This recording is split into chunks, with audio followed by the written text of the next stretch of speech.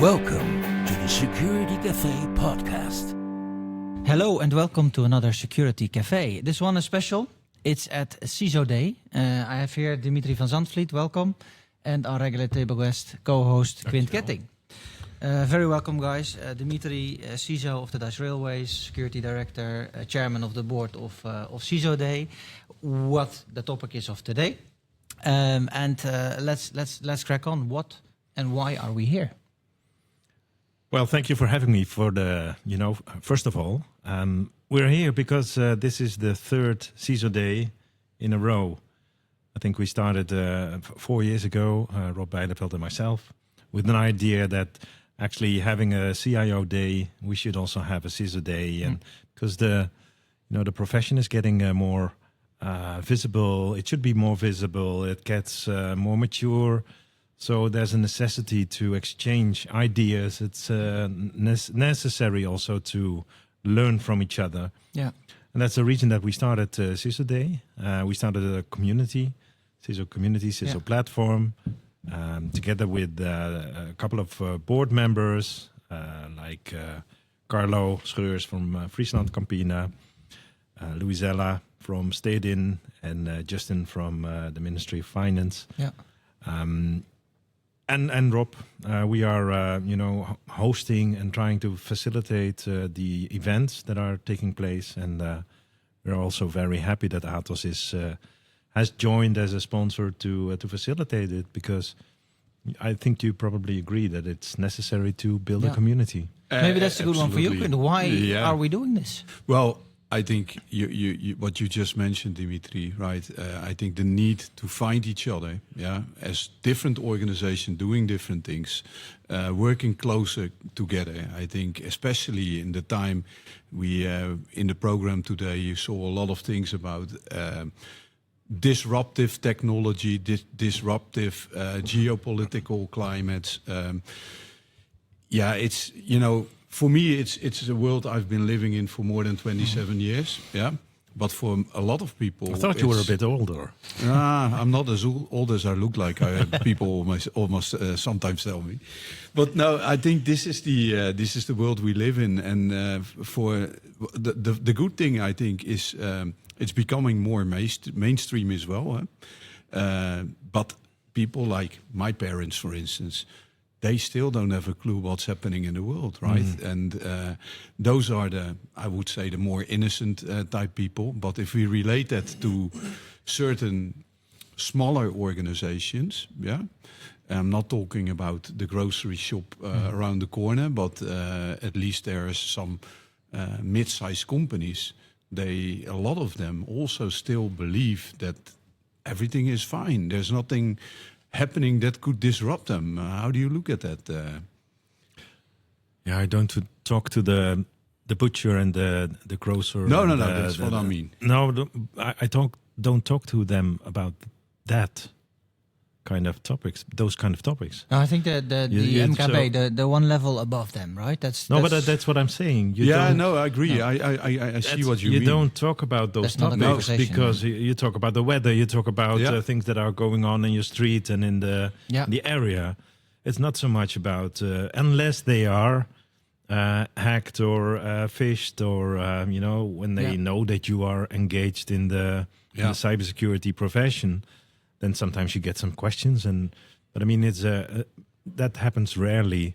So you need to be a bigger company, perhaps, and SME plus company that can really be affected by cybercriminality, by the geopolitical tension you just mentioned, and if you are a critical infrastructure, just like Dutch Railways, this is daily bread. Yeah. And what does that mean then, that this is daily bread? So the tension rising and it's getting more difficult, the speed is increasing. What does that then mean for a company like TNS? Well, I joined 5 years ago, and in 2021, and right after I joined, we were appointed as a critical entity. It means we had to comply with the NIS1 regulation. But also right after I joined, Ukraine came into war with Russia. And then what you saw is that a lot of railway malware was designed wiperware as well, to disrupt the Belarusian railway. We were kind of worried that would spread out over the internet and also affect our infrastructure. So we had to take countermeasures. We worked together with the NCSC, NCTV, AIVD, all the four-letter words, and so to be prepared for the geopolitical shift that was taking place. And right off the bat, you saw that it was not just physical; it was hybrid. Yeah. So it was a combination of physical and digital, and that continued.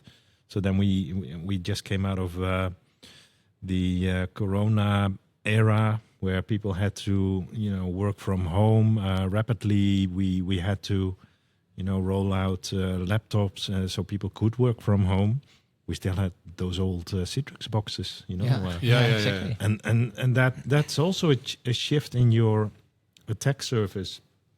And then came the war in Ukraine, and then now, last year came the war in the Middle East. Yeah, and you see those Iranian factions also attacking vital infrastructure. I think 2 weeks ago we saw something happening in a railway operator in Florida, United States. So we keep a close eye on what is happening in the world, specifically in the railway sector, obviously. And we align with the European railway operators in an ISAC, with the Dutch rail operators in the Dutch ISAC. Also with our suppliers, we have very narrow contacts to exchange threat intel. And we even set up our own threat intelligence team, now with 5 people. And so for strategic, tactical, operational tech threat intelligence that can be disseminated into the organization. Yeah. And so that the teams can really be helped in what their focus should be on. So this is a major shift in our capability set that as Dutch Railways we needed to develop, not only because of legislation but also because of the shift in cybercrime and being resilient for what happens in the world. And that's if you read the last report of the MIVD, the Military Intelligence Service, it has never been this bad after World War II. And I think that's, again, back to the community, right? I think that's why it's important to have a community, because not every organization will be at the same level of maturity, but also knowledge and many other aspects. What makes maturity altogether mature?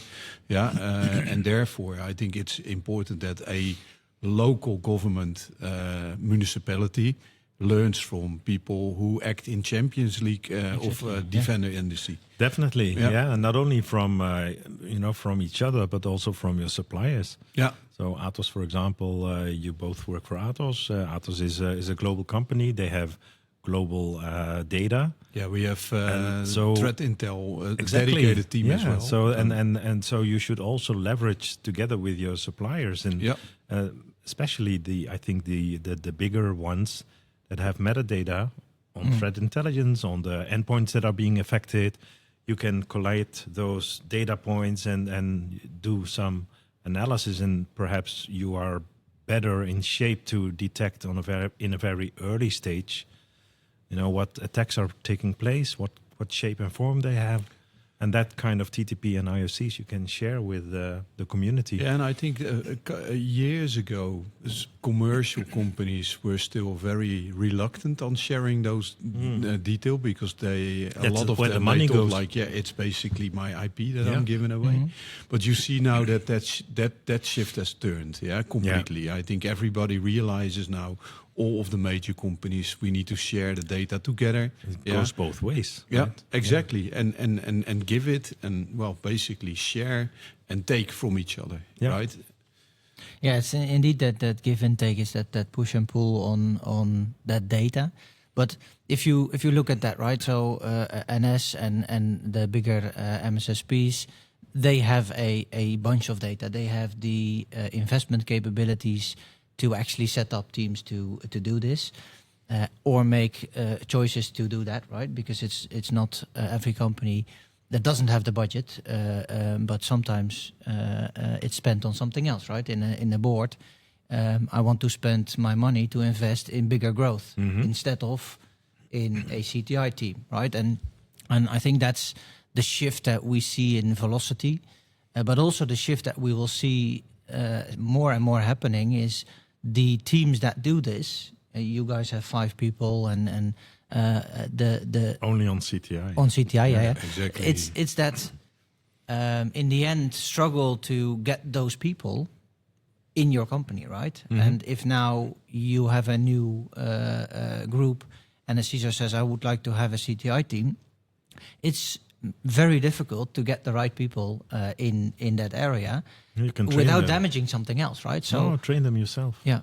That's what we do as well. That's the setup, yeah. Yeah, so we also set up a cyber academy internally. So I think 2 or 3 people are now, on a daily basis working, bringing knowledge together in rail-specific education, cybersecurity education. Yeah. We train them for the CISP certificates, for the CISA certificates, but also for specific railway use cases that we have. So also in cyber threat intelligence, my colleagues went to the SANS courses, but they also get their own, the railway specific, the Dutch railway specific training, and we can provide that now for, all of the company's employees, being a train driver to staff, office staff, workers. And that's a major benefit because, as you rightly say, you can't always get them out of the market. No, and now our salaries are not similar to Atos salaries, probably. It's commercial, which is understandable. But, if you want to work with Dutch Railways, then might I say we still have vacancies. Look at werken bij ns.nl. Yeah, go ahead. Yeah. We put that in the show notes, yes. Dimitri. Please put it in the show notes. And, so we are heavily investing also in the vertical, vertical, education, but also horizontal. So people from outside cyber, we will train them, we will help them to be part of the cyber team, and that takes sometimes 1 or 2 years. But well, we have some experience with that as well, because we used to have an academy in the motive environment. Yeah, and that's going to be my next question. So how do you find those people? Because what we did back at Motive, we basically looked at, a person needs to be at least creative. They need to be resilient from a point of view that they want to find out what's happening. Yeah. They don't necessarily have to have an IT background. That might sound strange to outsiders, but really, I'd rather have a journalist who knows how to get a story, because he'll know how to investigate something, than, for instance, a regular IT administrator, for instance. Yeah, 100%. No, so I would rather hire someone with stamina. Mm-hmm. So, for example, an ex Olympic sports person, right, or we just hired someone who's a Hyrox. I never heard of it, but I know that's unfortunately endurance sport thing, and if they can these days endure that, then they can also have the patience and the endurance to work in Dutch railways, because sometimes it's not so fast as a commercial environment, and you need to have some stamina to really achieve the goals. And cybersecurity is just a job. It's good if you have some passion. I think it's absolutely necessary to have the passion, otherwise you would burn out. But everyone can learn it. I mean, it's I think so too. Special. It's I think back in the day when regular I started, job. You mentioned my age, but when I started, there wasn't any training about cyber. We had to all. Somebody said, like, I want us to all get on the internet, and so we did, but no one really told about the consequences of that. And yet then the big worm viruses came in the beginning, right? That's maybe a good parallel or a bridge to some of the main topics I'm seeing today. We just had the first breakout or keynote speeches. And yeah, of course, the word frontier AI was mentioned a lot. Are we going to talk about AI? No, not just maybe 2 minutes. Yeah, let's not spoil it. For the people who don't know that, we just had a talk together, the three of us, to a few CISOs 3 weeks ago, I believe, about the same thing. But I think, this is, of course, for me, it feels like when we all went on the internet and we didn't really think about that. When was that? Was 1999, something like that. Before that, there was internet, but companies, they didn't really want to go on the internet, right? And then around the 2000 K boom, that didn't happen. And is that because we were prepared or not? We will never know. I think, but, I think that is that time frame. Most companies said, I don't care. I just want us all to be connected to the internet, right? And then came the mobile phone. And then we had to again reinvent our assurance models, our protection models, and everything. The infrastructure. Yeah. To me, it feels like a similar thing with a different challenge today. Yeah, I think that might be the case. So if you go even further back, you can even look at the steam engine, right? And when the industrial revolution took place, and then, as you say, IT revolution and internet revolution, mobile revolution, data revolution we had before AI came. Everyone was collecting data, and data was the new gold. Now we say data is the new uranium. Exactly. I was going to say that. I've heard you say that once in a public speech. And now we are in the AI era where everybody's actually guessing what's going to happen next. Because if you look at the hockey stick that we're in, I think we're only in the first 1% of the steep increase, vertically up. And we haven't seen nothing yet. No, we haven't. We agree on that. And so we have all these LLMs, and then Gen AI, of course, sped everything up. But at Dutch Railways, for example, we've been riding trains since 1839, and we've been using AI since 1986, I think. Yeah, 1986. Much of it is, deep learning, machine learning, and there's algorithms. Broad container word, of course, algorithms, indeed, expert systems, and now we have Gen AI. We have all those multimodal LLMs.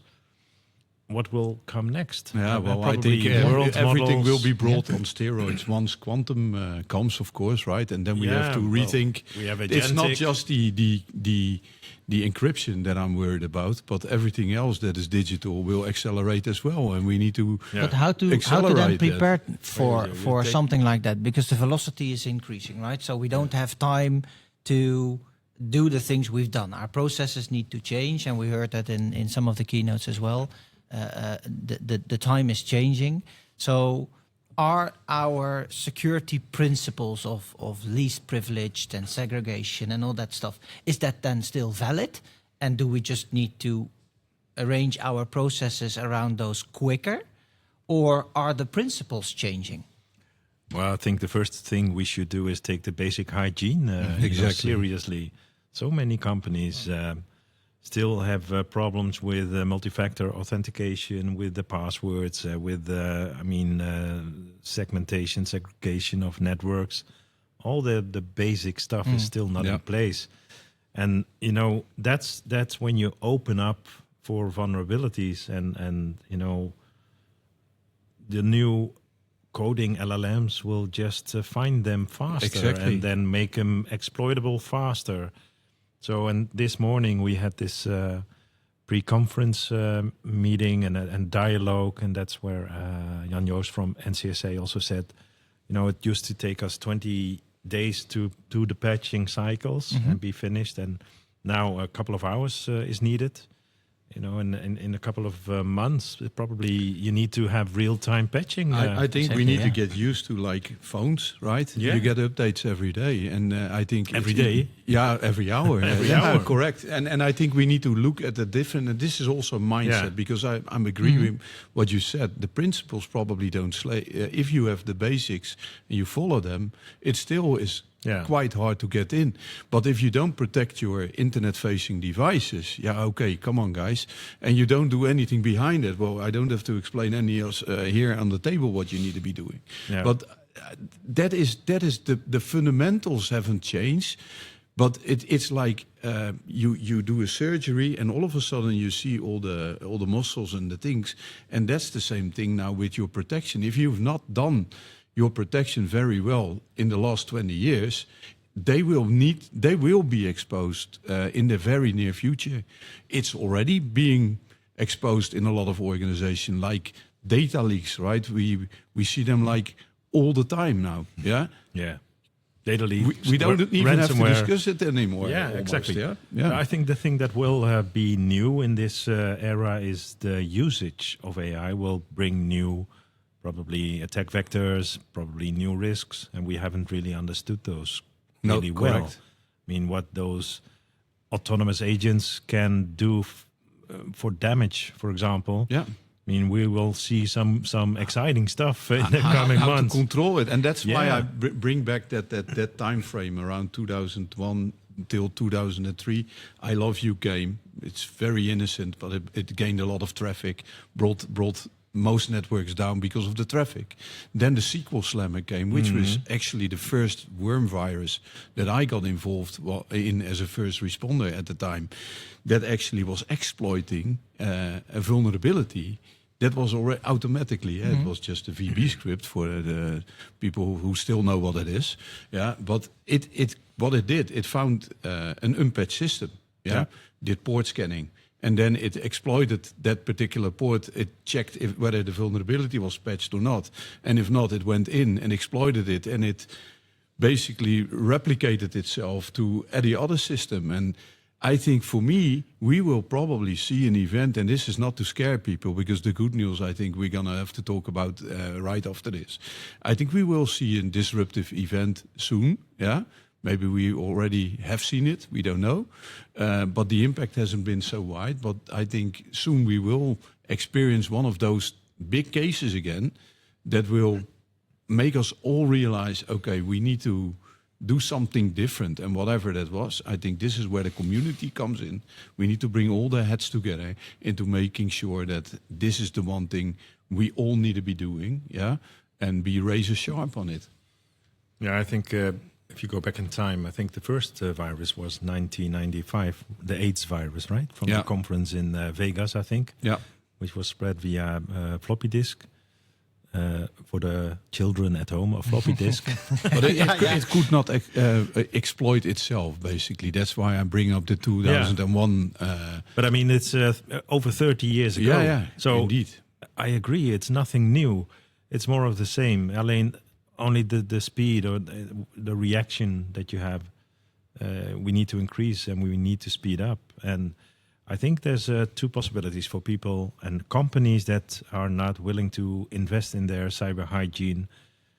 First is you can't really deliver to the big organizations anymore, because for Dutch Railways, you will be blacklisted. If you are a provider, a supplier, we want you to have. If you are a critical supplier, of course, not if you are the baker or the butcher. Well, still you can. It's you important can also food, to have bread. Yes. Food is very important. No. But so you need the ISO certificate or a SOC 2 Type 2 assurance statement, and we will definitely look at your posture, and we will have a discussion with you, and probably even help you if it's not in check. In the RFP, it's a knockout criterion. So if you don't have it, you can't deliver anymore. And if you don't have any business, then you're out of business. And the other thing is, if you don't invest, you'll probably be hacked, or ransomed, or whatever. And then it's Darwin's law. It's your reputation that is out there. That is not and then good. You're out of business as well. So I think it's not a question. So if you don't do it, you're out of business. Either your license only one to operate. Solution. Invest in cyber hygiene. Invest in digital resilience. If you want to, keep on delivering, keep on doing business. Invest in digital resilience. That business enabler, right? Cyber. You cannot do without. Yeah, nowadays it's a business enabler. Just looking at the time, because we Indeed. the final bell, right? Yeah, exactly. We always have a final finished bell. already? No, not. We are almost half an hour underway, I think. So, but we can talk more. What we normally do, Dimitri, we also have some.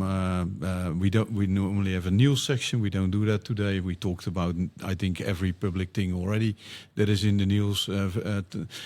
Something you've watched or a book you've read recently that you want to promote to people, saying, "Okay, you need to be reading that." I know. I think in your last keynote you had a book that was about systemic resilience or something like that. Oh yeah. That's about Antifragility, I think. Exactly, yeah? that's what I meant. Nassim Taleb is the writer of that. And it's actually a book about how to become more agile as an organization and learn in a very fast cycle. So fail fast, learn fast, adapt your processes and get on. And that's, as a society, I think that's necessary. I think that's what digital resilience is all about. Being more than resilient, but being anti-fragile in the near future. Yeah. Capable of, you will be hacked. There will be incidents will take place. Learn from it, adjust your processes, adapt, and go on, and be better than you were before. Yeah, I think that's exactly what we preach in basically to customers as well. Prepare, respond, and adopt. Yeah, that is the life cycle you need to go through. Did you read the book? Yeah, I did not read the book, but this is yet. I will. Yeah, I promise.